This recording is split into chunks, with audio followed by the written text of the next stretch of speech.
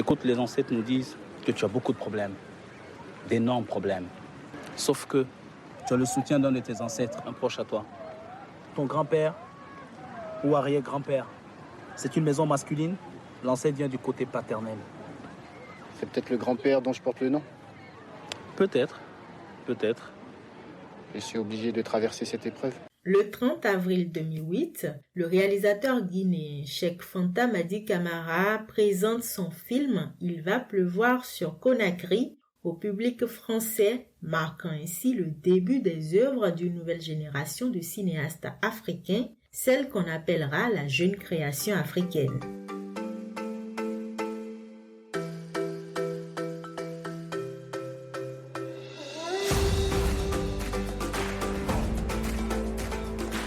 Bonjour à tous, ravi de vous retrouver pour une nouvelle histoire de film d'Afrique. Aujourd'hui, je suis particulièrement heureuse de vous présenter un film audacieux qui interpelle sans la juger la société africaine, écartelée entre tradition et modernité, respect de l'aîné et l'envie de liberté. Ne me dis pas que t'aimes pas, j'écoutais sur le tempo. Même si nos parents comprennent pas, ils pensent qu'on est perdu. Conakry, on dit quoi? Faut danser pour les gars, t'en connais pas. Il va pleuvoir sur Conakry, vous l'avez compris avec ce film. Je vous emmène dans les rues de la capitale guinéenne, ville qui va représenter en grande partie le décor du tournage. Et c'est aussi le tout premier long métrage du réalisateur et scénariste guinéen Cheikh Fanta Madi Camara, né le 12 mars 1960 et mort en 2007 à l'âge de 56 ans. Le cinéaste a fait un parcours sans faute dans l'industrie du cinéma entre son pays, le Burkina Faso et la France. Alors, je suis venu à cet art par mon pays pratiquement, parce que je viens d'un pays qui a été et qui est encore très très culturel, c'est la Guinée. Pour faire ce cinéma, malheureusement, je n'ai pas pu faire chez moi. Je suis parti de la Guinée en 1980 pour venir au Burkina Faso. À l'époque, c'était la Haute-Volta, pour faire une école qui s'appelle l'INAFEC. Et je n'ai pas pu faire l'INAFEC parce que je ne pouvais pas payer mes études. Donc j'ai appris le cinéma sur le tard. Petit à petit, les cinéastes burkinabés ont eu confiance en moi, ont commencé à me confier des postes de deuxième assistant, troisième assistant. Jusqu'en 1997, j'ai eu un stage d'écriture de scénario à l'INA en France. Et l'année suivante, en 1998, j'ai eu un autre stage d'écriture à l'U-Lumière. La première scène du film donne le ton. Le jeune couple autour duquel se construit l'histoire, montré dans une nudité affichée et assumée après des rapports sexuels, augure déjà qu'il va pleuvoir sur Conakry est un film qui va bousculer les codes dans une Afrique hypocritement puritaine en général et dans une Guinée fortement islamisée en particulier. Assalamu alaikum wa rahmatullah.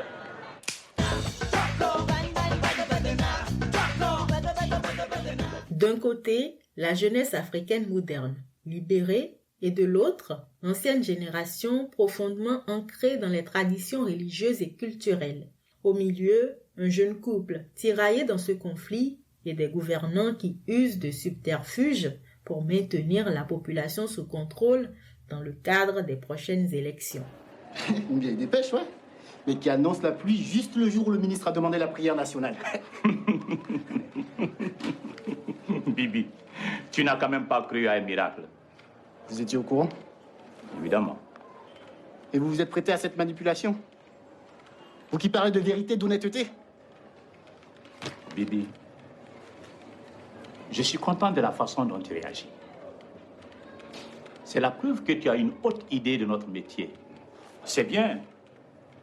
Mais maintenant, si tu veux continuer dans le journalisme, il faut apprendre à faire des compromis. Le film met en scène Bengali et Kesso, deux jeunes gens qui forment un couple très contemporain. Tous deux travaillent, lui en tant que caricaturiste de presse, épris de justice et de liberté d'expression, et elle en tant qu'informaticienne libérée, première dauphine au concours Miss Guinée. Autour d'eux, leurs familles respectives, que tout oppose. Celle de l'homme bengali, dont le père est l'imam de Conakry, un homme craint, respecté imprégné de traditions ancestrales et de rigorisme religieux.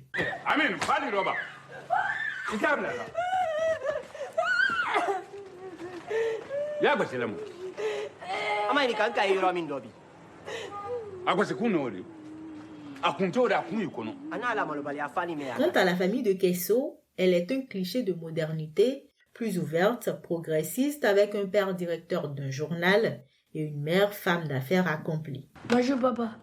Bonjour, Bouba, ça va? Oui, ça va. T'as bien dormi, chérie? Oui. On va voir si ta sœur est réveillée. Ta fille a été retenue pour l'élection de Miss Guinée. Ça aussi, c'est normal. C'est ma fille. T'es vraiment gonflé, toi. Qu'est-ce que tu veux? Mais le père de Bengali le désigne pour lui succéder en tant qu'imam et l'oblige à renoncer à sa relation avec Kesso, qui ne correspond en rien à l'épouse d'un futur imam. La caricature du choc générationnel se dessine et semble résumer l'intrigue du scénario, mais finalement, le film fait preuve d'une étonnante subtilité, mêlant humour et gravité.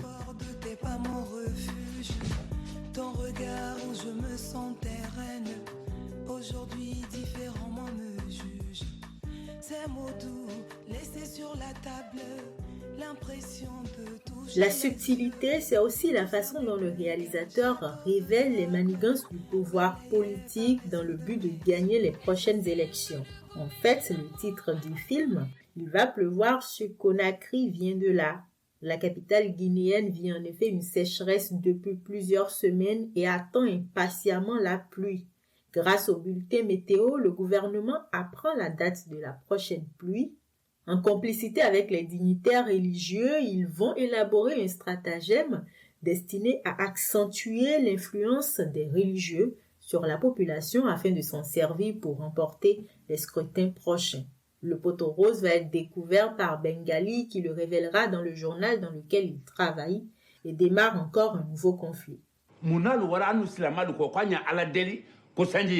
Parce que vous, les hommes de culte, vous êtes influents, écoutés, respectés par les populations. S'il pleut après votre prière, votre pouvoir grandit et vous êtes de plus en plus écoutés. Alors, pendant les campagnes électorales, c'est encore par vous qu'ils passeront pour se faire élire. C'est pas sorcier, papa. Caramo, où était Fola?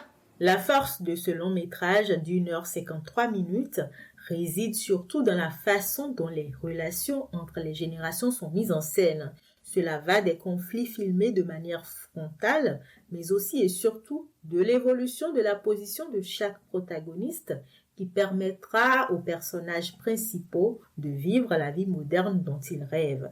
C'est aussi cela la signature de cette nouvelle génération de cinéastes qui ne veut plus filmer l'Afrique d'un point de vue extérieur, mais comme faisant partie intégrante de cette société qu'elle comprend, mais dont elle veut s'affranchir des contraintes traditionnelles et familiales. Nous sommes vers la fin d'un système du cinéma africain pour entrer dans le deuxième système du cinéma africain, c'est-à-dire le cinéma postcolonial et le cinéma libéral, si on peut dire ça, le cinéma libre.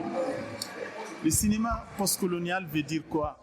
C'est un cinéma africain qui est dirigé par le financier, c'est-à-dire l'ancien colonisateur. Il donne l'argent pour tourner des films sur l'Afrique, mais selon sa vision à lui de l'Afrique.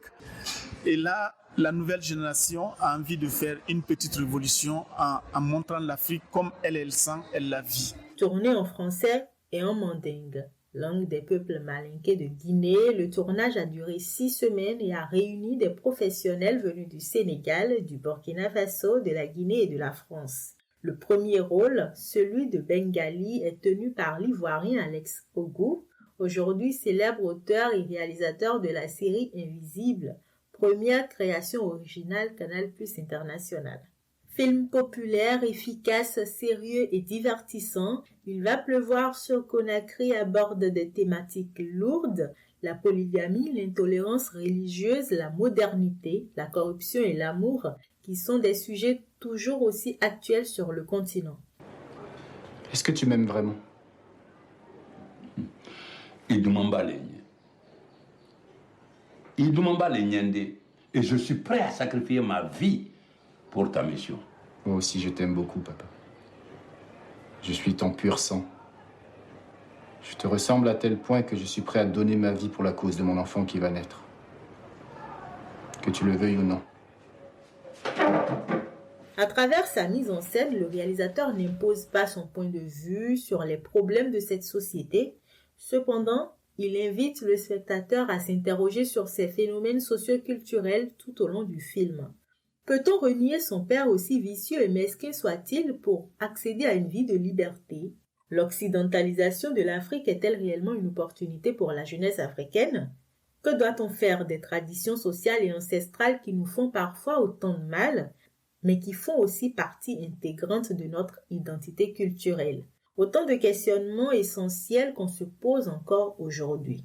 T'as passé une bonne journée? Je te dis que ça sent le cul chez toi. Ne fais pas semblant, tu as baisé ou pas? Écoute, Kesso. Sans! C'est du parfum, ça, c'est du cul. Kesso, pas de tapage, hein? Et pourquoi tu articules mal? Pourquoi j'articule mal? J'articule mal parce que je me suis mordu la langue, ça arrive, non? Elle est revenue, c'est ça? Qui ça? Tu veux que je te prouve que tu as baisé et que tu t'es fait mordre la langue? Et comment tu vas le prouver, hein? L'audace et l'originalité dont a fait preuve Cheikh Fanta Madi Camara dans ce film lui ont valu plusieurs distinctions dans plusieurs festivals dans le monde, dont le prix du public RFI reçu en 2007 au Festival panafricain du cinéma et de la télévision FESPACO de Ouagadougou. Il va pleuvoir sur Conakry. Le film est disponible en visionnage libre sur YouTube. Je vous mettrai le lien dans la barre d'information du podcast. N'hésitez surtout pas à me dire en commentaire sur les réseaux sociaux si vous connaissez ce film, ce que vous en pensez et si vous l'avez aimé. Je serai bien ravie d'en discuter avec vous.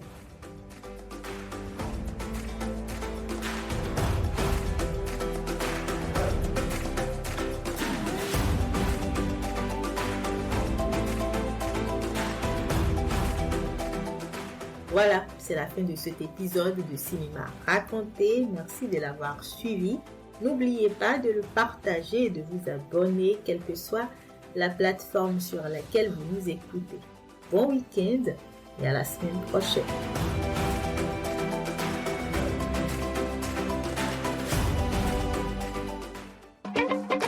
Le cinéma raconté par Marvin Oumeyouti.